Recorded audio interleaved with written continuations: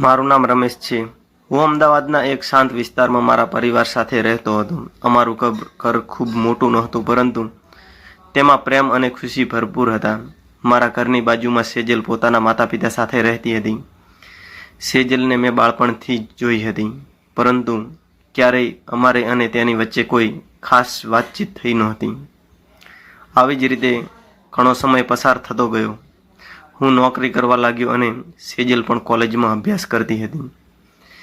એક દિવસ સાંજે હું ઓફિસથી ઘરે આવ્યો ત્યારે લાઇટ જતી રહી હતી અને ઘરમાં એકદમ અંધારું છવાઈ ગયું હતું. હું ઘરની બહાર ઊભો હતો ત્યારે સેજલ પાણીનો લોટો લઈને આવી અને બોલી, "ગરમી બહુ છે ને, પાણી પી લો." એ નાની વાત હતી, પણ તેના સ્વભાવની મીઠાશ મારા દિલમાં રહી ગઈ હતી. તેનો સ્વભાવ ખૂબ જ સારો હતો અને ત્યારથી જ્યારે પણ અમે મળતા ત્યારે એકબીજાને સ્મિત આપતા, અને આવી જ રીતે ધીમે ધીમે અમારી વાતો શરૂ થઈ ગઈ. ક્યારેક ગલીમાં ઊભા રહીને વાતો કરતા, તો ક્યારેક સાંજે છત પર હરતા ફરતા દિવસભરની વાતો વહેંચતા હતા. સેજલ ખૂબ જ હસમુખી છોકરી હતી અને તે એટલી સુંદર પણ હતી. તેનો ચહેરો ગમે ત્યારે જોઈએ હસતો ખીલતો જ રહેતો હતો. તેની આંખોમાં એક અલગ જ ચમક હતી. અને એક રવિવારે હું ઘરે બહાર બાઇક સાફ કરતો હતો. સેજલ આવી અને બોલી, "તમે હંમેશા બધું કામ જાતે જ કરી લો છો?" મેં પણ હસીને કહ્યું, "હા, આદત છે." પછી તે પણ મારી સાથે વાતો કરતી રહી. એ દિવસથી અમારી મિત્રતા વધુ નજીક બની ગઈ, કેમ કે અવનવી વાતો કરવા લાગ્યા અને આવી જ રીતે વધારે ઓળખાણ થઈ ગઈ. સેજલને વરસાદ ખૂબ ગમતો હતો. જ્યારે પણ આકાશમાં વાદળો ઘેરાતા અને તે છત પર જઈને વરસાદ જોતી. એક દિવસ ભારે વરસાદ શરૂ થયો અને હું પણ છત પર આવી ગયો હતો. સેજલ પણ ત્યાં પહેલેથી જ ઊભી હતી. પવનમાં તેના વાળ ઉડી રહ્યા હતા. તેણે હાથ આગળ વધારીને વરસાદના ટીમ્પા પકડ્યા અને ખુશ થઈને બોલી, "રમેશ, વરસાદ માણસને બધું જ ભૂલાવી દે છે." અમે લાંબા સમય સુધી વરસાદ જોતા જ રહ્યા અને ઘણી વાતો એકલા જ ધાબા પર કરી. એ સાંજે અમારી વચ્ચે એક અજાણી નજીકતા અનુભવાઈ. હવે અમે રોજ વાતો કર્યા વગર રહી શકતા નહોતા, કેમ કે પહેલેથી જ આવી બધી વાતો કરેલી એટલે આદત પડી ગઈ હતી. સવારની શુભેચ્છાથી લઈને રાત્રિના શુભ રાત્રિ, ગુડ નાઇટ સુધીની અમારી વાતો ચાલતી હતી.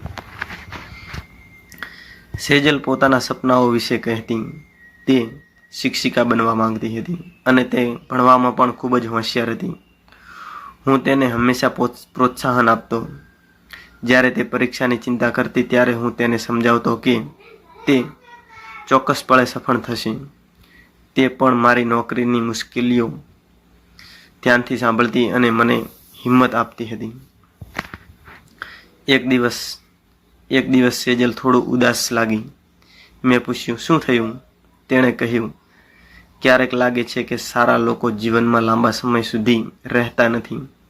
અને મેં પણ તરત જ કહ્યું, "હું તારી સાથે છું ને, અને હંમેશા રહીશ."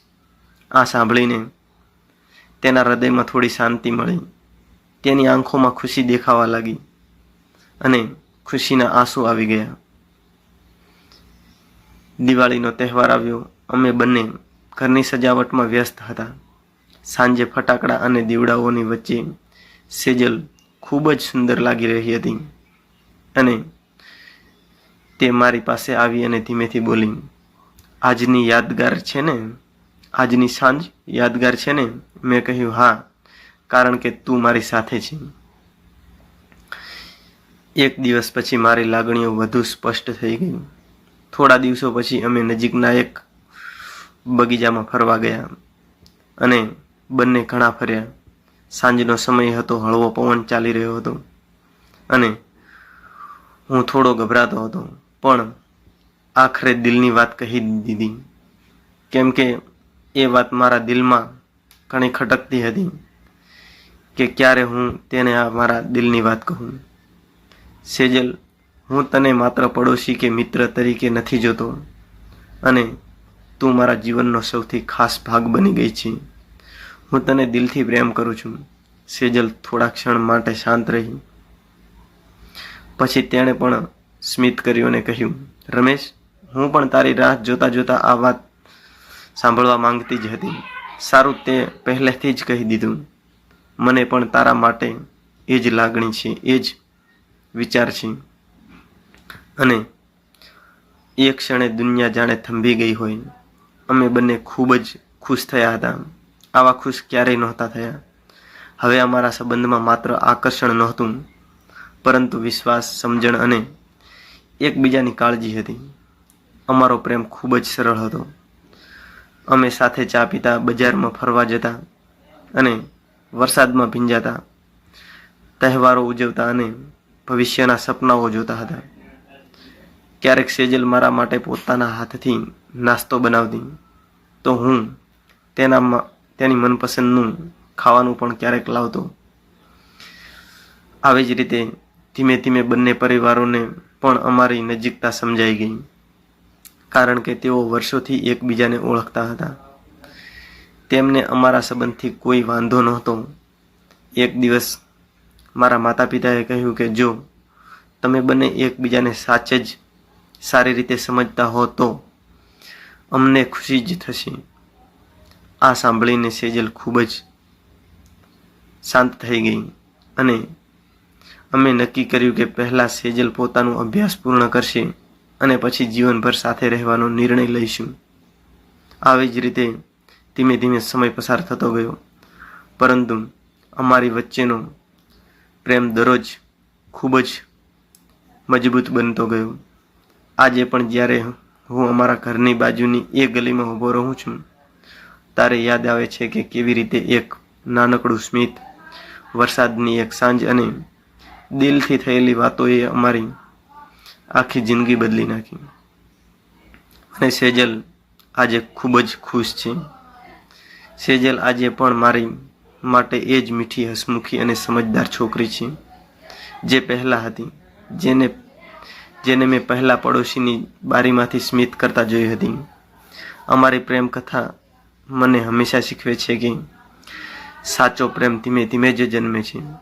મિત્રતામાંથી, વિશ્વાસમાંથી, એકબીજાની ખુશીમાં પોતાની ખુશી શોધવાની લાગણીઓમાંથી. અને એ જ કારણ છે કે મારી અને સેજલની આ પ્રેમ કથા મારા જીવનની સૌથી સુંદર યાદ બની ગઈ છે.